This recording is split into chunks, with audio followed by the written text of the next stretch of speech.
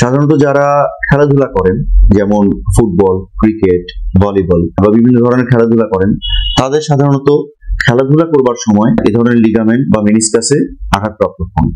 এছাড়াও খেলাধুলা বাদেও রোড ট্রাফিক অ্যাক্সিডেন্টের কারণে অথবা উঁচু জায়গা থেকে পড়ে গেলেও অনেক সময় এই লিগামেন্ট বা মেনিসকাস গুলো ইনজুরি হতে পারে।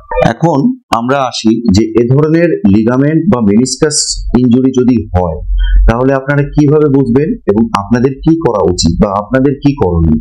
প্রথমত, যখন আমাদের হাঁটুর লিগামেন্ট বা মেনিসকাস যখন আঘাতপ্রাপ্ত হয় তখন সেই হাঁটুটা বেশ ভালো রকম ফুলে যায় এবং তাতে প্রচন্ড ব্যথা হয়। একদম আঘাতের পরপরই দেখা যায় যে হাঁটু ফুলে গেছে, হাঁটুতে প্রচন্ড ব্যথা হচ্ছে, যিনি আঘাতপ্রাপ্ত হয়েছেন তিনি আর কারো সাহায্য ছাড়া নিজে নিজে চলাচল করতে পারছেন না, কারো কাঁধে ভর দিয়ে তাকে হাঁটাচলা করতে হচ্ছে।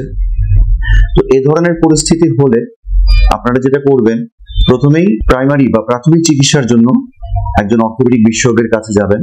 সাধারণত আমরা আমাদের কাছে এই ধরনের আঘাত নিয়ে আসে, তখন প্রথমে আমরা যেটা চিকিৎসা দিই সেটা হচ্ছে আঘাতপ্রাপ্ত জায়গায় আমরা আইস কম্প্রেশন অর্থাৎ ঠান্ডা সেক যেটাকে আমরা বলি সেটা দেই। তারপর আঘাতপ্রাপ্ত জায়গাটা যাতে অতিরিক্ত নড়াচড়া না করে সেজন্য আমরা একটা ব্যাক স্ল্যাব দিই যাতে জায়গাটা রেস্টে থাকে। তার সাথে আমরা ব্যথানাশক কিছু ওষুধ দিই এবং একটা এক্স রে করি।